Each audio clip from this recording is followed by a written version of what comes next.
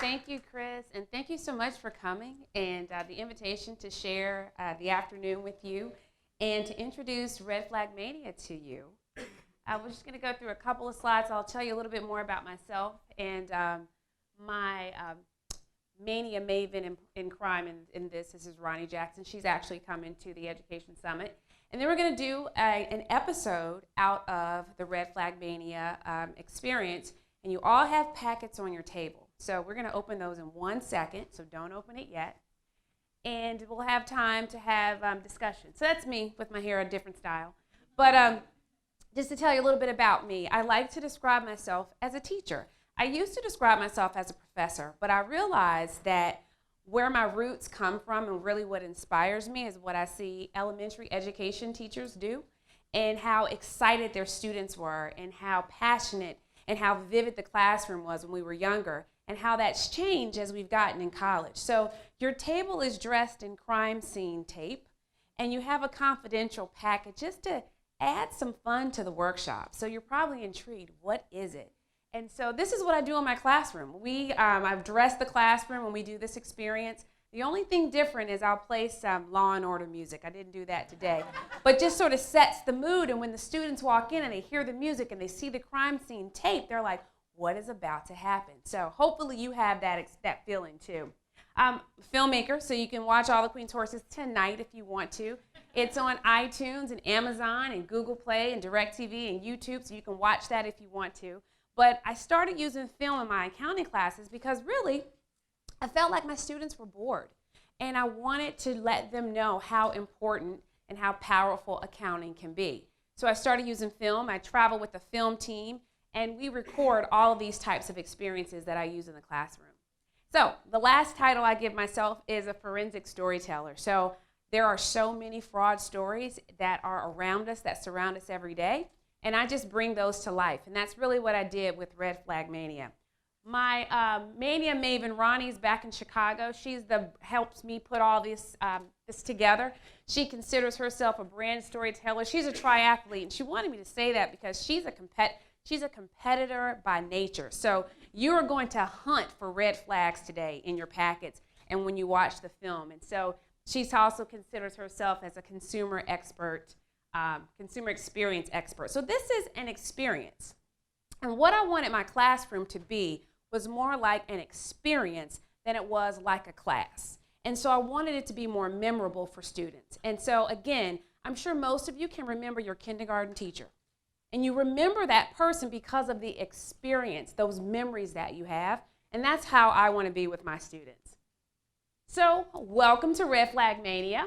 As Chris said, it's a mini investigative experience. So if you're not an accountant, that's fine, because we all have an inquisitive nature just in us. And if you like solving crimes, who loves a good crime story out there? All right, we're ready. We're ready. So this is an interactive workshop. You'll be placed in a scenario. So you're going to watch a film clip. You're going to be placed in a scenario, and you're going to be asked to solve a case.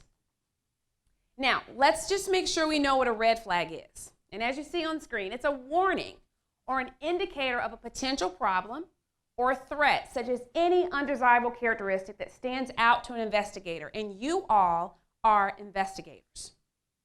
So it may pertain to company stock, financial statements, news reports, personal life. What a red flag is not is gossip.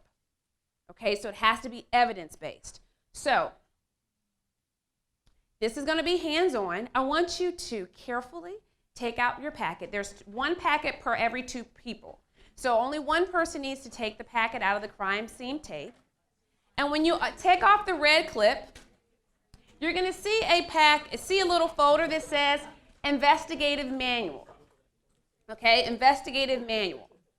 So what this experience does, there's a couple things. We're going to improve our level of professional skepticism. So we can't be too trusting. When we think that there's something wrong, you often have a gut reaction when you feel like something's wrong. It just doesn't settle well with you. So that's professional skepticism that we're going to work on today. We're going to use the fraud triangle. When you start going through your package, you're going to see some information about the fraud triangle. We're going to use that to try to figure out this case. And we're going to use the fraud triangle to figure out the perpetrator, the person that committed this crime.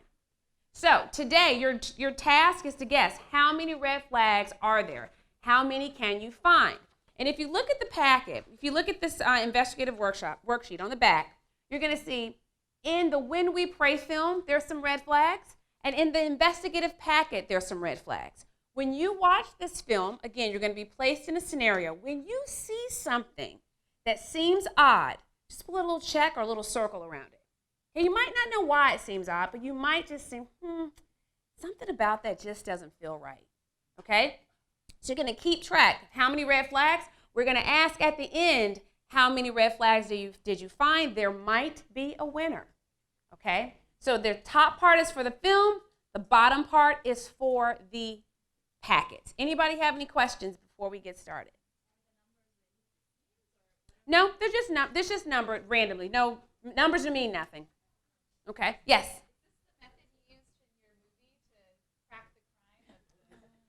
So All the Queen's Horses? Yeah. This is a little bit different than All the Queen's Horses. So not really related, but just related because they're both films.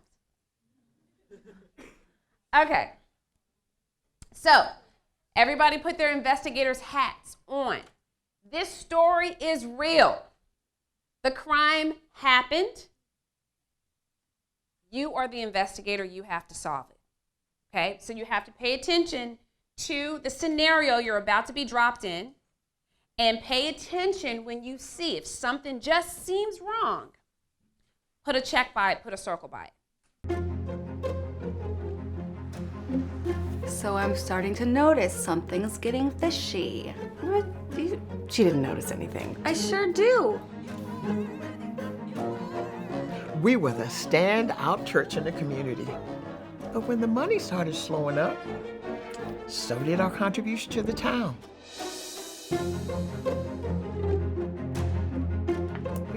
Church activities have been cut due to lack of funds. It could be anything or anyone. I mean, where's everybody's loyalty when things get rough? Are you still members? Absolutely I sure not. am.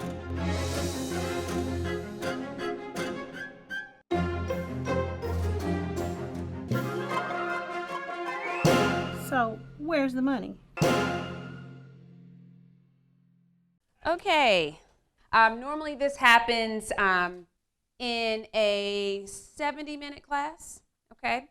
But go back to your packets, and you have some information in a belly band that looks like this. And the first thing that you should focus on is B wrote you a letter. There's a letter from B and Miles on her personal stationery, and you want to take a look at that, okay? Not yet, hold on, not yet. You want to take a look at that, and then you have some suspect cards. Now, what your task is to figure out who is taking the money, okay? But B's writing for help, so you want to read her letter, and then you want to look at the suspect cards, okay? You have a lot of material. You have a partner. You have a lot of material that you have to go through to figure out who could be taking this money. Now, when you look at the suspect cards, there's a back and a front. Make sure you read both sides. And then you have some information in there about the fraud triangle. You have information about the job descriptions of the different people that you saw at the church. You have background checks. You have financial information from the church. You want to look at all these things. I'm going to give you a whole 17 minutes. So you have to work strategically with your partner to just look at everything. Now, I'm just giving you a brief view, okay, of what the experience is like and what students go through and what they do. But first, start with your letter and look at your suspect cards, and then I'll let you dig. Now, remember, you're looking for red flags. You're hunting for red flags. We're going to see who ends up finding the most, okay? We'll go around and ask the different tables, but you can start now. He's got access to the money. Why didn't you see him?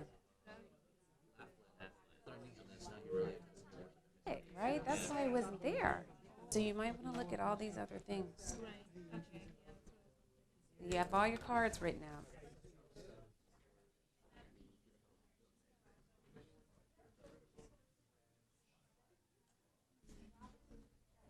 Off for now? Can I turn the mic off for now? Yeah. Oh. Okay, everyone. Let's come back together. Let's come back together. If we had more time, we'd go through and dig a little bit longer. But I just wanted to give you an experience of what this is like in an accounting course. And this is really designed for an introductory accounting class. So what we did is we watched When We Pray. We watched we're doing episode 1 of When We Pray. And so everyone watched the 15-minute film, and we were placed into a scenario. We were placed into Montague Fellowship Church. And Montague is experiencing some declines. And you met a couple of suspects. So we're going to walk through the suspects that we met. Okay, so let me tell you a little bit about what we just did, and I'm going to tell you the answer to the question of who stole the money. So one of the things that I do when I teach is I love to incorporate film and TV in the class. And when All the Queen's Horses came out in 2017, I was screening it in Chicago, and a person came to one of the screenings during the Q&A session, stands up and says, I can relate to what happened in Dixon because the same thing happened to me. This is a true story. I'd say 95% of the facts that you just looked at are real. We changed the name to protect the innocent. But what's amazing about this experience is students often haven't seen a W-2. They haven't seen a background check. A lot of organizations never do a background check, and they put a person in place, and that person can steal money, and they've had a prior conviction, and they never knew it because they never did a background check. A lot of students never even look at bank statements, and so you have bank statements. And so one of the really important chapters in an introductory to an accounting class is bank reconciliation. And a lot of professors just don't really cover it that much, but looking at the bank reconciliation and comparing the bank reconciliation to the Tammy's Treasurer's Report could tell you some really valuable information. So every element in this packet, almost every line is related to a concept or to an accounting theory. And so it's a very fun, interactive way for students to learn about accounting when they really don't think they're learning about accounting. And we all have this natural sleuthing in us, and so it really brings out the class. I've been testing the When We Pray episode 1 since March, and we've tested it with about 600 students, and I'll show you some results.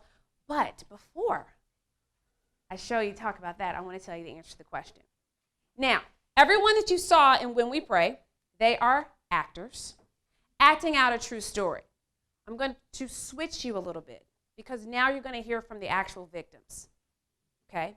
So I want you to hear this 4-minute clip, and then I'll talk again. And so what happened at the screening of All the Queen's Horses, Pastor starts crying in front of about 200 people and shares this story of what happened to her church. So I said, come to my office, let's talk.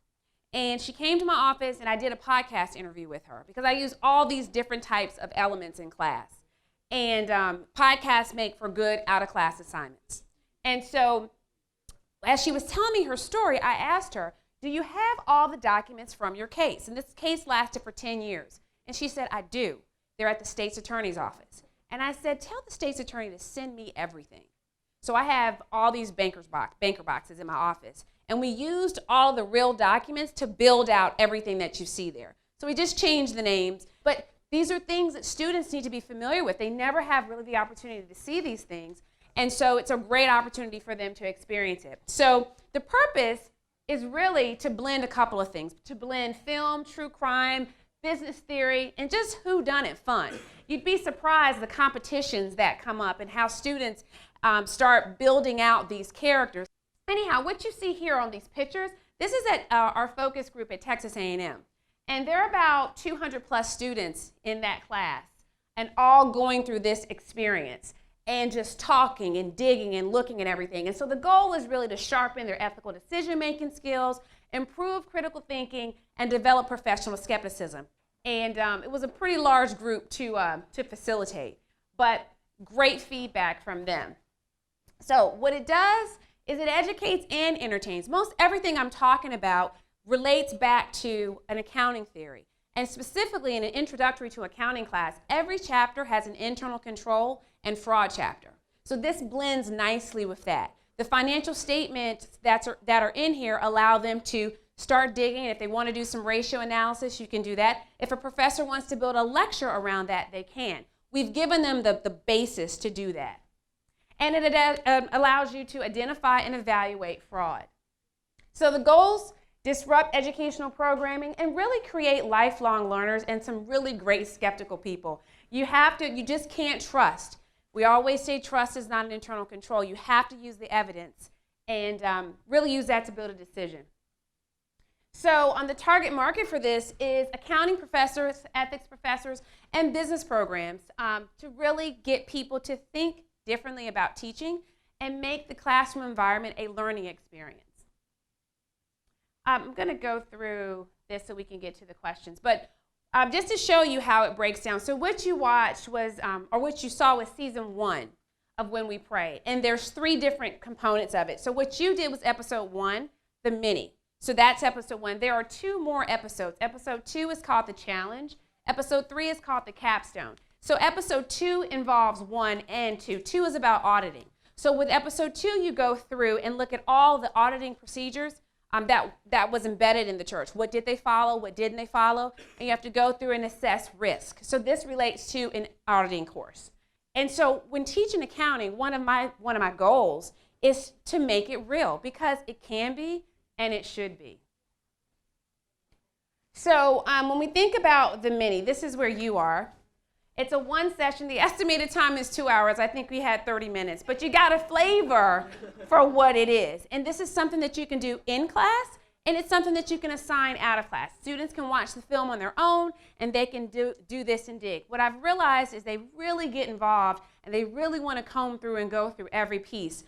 With this episode, you had the website. In episode 2, there's an intranet site where you have emails and voicemails from the IRS. So there is a digital component to this, and it builds every episode. You have depositions between Tammy and an attorney. So it lives and breathes. There's a website where you can hear the pastor preach, and you can hear the choir sing.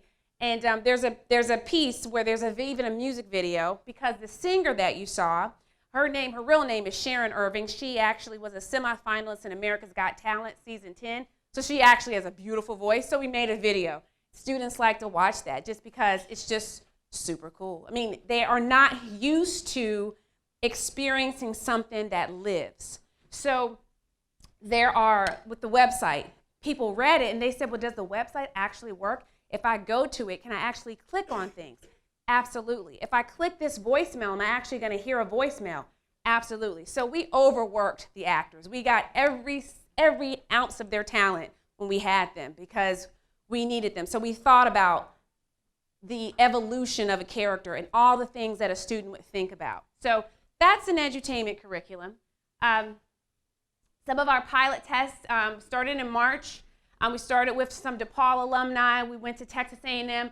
In May, we were at the Accounting Student Leadership Workshop, which is sponsored by the American Institute of Certified Public Accountants. We had 112 participants from universities all over the United States, and they thought it was great because it's real, and it lives outside the textbook. So they thought it was fun. The only thing most criticism we ever had was we needed more time. They want more time to comb through everything, but we just did some test results for the word cloud. And some of them say Tammy is who they picked. Discrepancies. You just see some of the things that they attached to. What did you enjoy about it? It was interesting. It was fun. It was interactive. It was video. It felt real. One of my graduate students now said it really felt like what a real investigator would do, and it didn't feel like busy work. I actually wanted to do it. When I came to class, I actually didn't want to leave.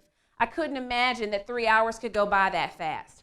So just really positive things that you want to hear from your class.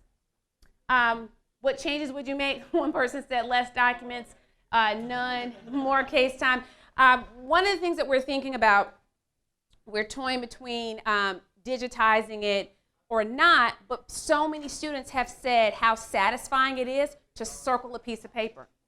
You know, and in this, with our digital babies, it's sort of interesting to say, I liked having a financial statement in my hand. I liked feeling like, I found it. You know, these are their words, not mine. So we're trying to find the right balance between what should be digitized versus what stays paper. But we're still working through that. This is our team. So you can see the When We Pray team. It's a pretty large team. If you guys follow Chicago weather, we shot this film during the polar vortex. And we had scenes outside, and it was, negative 40-something degrees. All of those people still came. Because when we described to them what we were doing, we're trying to change and disrupt the way the typical classroom is by using entertainment in a very thought-provoking way. So all of those people came. This gentleman here, that's Sharon right here. This gentleman here is Sharon's dad. He used to play with Miles Davis. So there's so many amazing stories with this group that we just love them. And this is our creative team. This is Abby, that's Jackie. Abby writes for the Times. And the person that sources all of our paper is Sue. So we have this group of creatives. And what I encourage other professors to do is find people that are outside of what you know. This wouldn't look like this if everybody there were accountants. Have a whole different feel to it if everyone were accountants. So I've taken an idea and found some incredible people to make it, to blow it up in a way that students are really enjoying. So I want to open it up to questions and we can talk. And I want to leave plenty of time for you to pick my brain and ask whatever you like.